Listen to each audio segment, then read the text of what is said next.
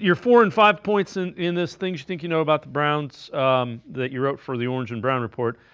Dorsey's game day role, Amari Cooper drama, overblown. Yeah, so, Dorsey, I thought, has always been a booth guy, Dave. He's always been up in the booth. There's the the funny video of him freaking out and slamming stuff up in the booth, right? That everybody points out. But he's always been a booth guy, and he was down on the field in the first preseason game, and I was kind of like, oh man, I was looking to think that might help Stefanski, right? To have a set of eyes up there who are this attached to the offense, up in the sky, right? Communicating with them in their collaborative effort to call the best play. But it was also pointed out to me by another member of the OBR, and it's kind of why I do this article. Is people come out and they kind of change your mind, but it's a good point that the main reason Dorsey is here is to get the best out of Watson. And in order to do that, you probably want him face to face, interacting down on the field, so he can be there with him, looking at the surface, talking him through every possession. And I thought that was a really good point, or counterpoint to my thought of, man, I was hoping. And then it was also pointed out to me that Chad O'Shea is up there, and maybe they value what he's doing.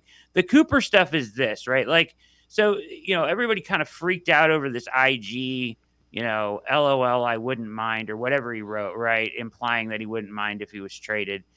We don't even know if that's what he really meant, but a lot of publications took it and run with it. Like, the sensationalism of it all is kind of crazy, right? But like, my thing is, when during preseason game 1, after that had happened, he had his headset on. He was engaged. He was talking with his quarterback. He was laughing with coaches. He was talking with players. He's a pro's pro by every account. And a guy that held out, like, here's the ironic thing, Dave. He held out.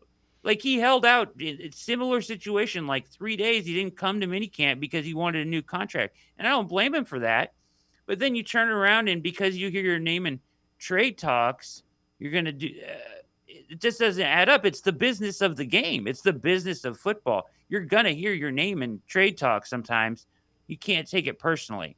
And I don't think that, I think he realizes that. So to me, it's a much ado about nothing. Yeah, and I've said this on the show before. At the scouting combine, people that were around Buffalo and that knew Ken Dorsey when he was at Carolina and from the league have said he's a pretty good offensive coordinator. He's an even better quarterback coach. So Yes. the other thing is, you want him giving the feedback, mechanics and those kind of things. Hey, just remember this, this, and this when you're. So I agree that having him in Watson's ear is probably really good. The other thing with Cooper, why would you be pissed off if you're going to be traded to the 49ers? You know what I mean? That's probably, he's like, you're going to trade me from a really good team to another really good team? Okay. Yeah. Yeah. So Yeah.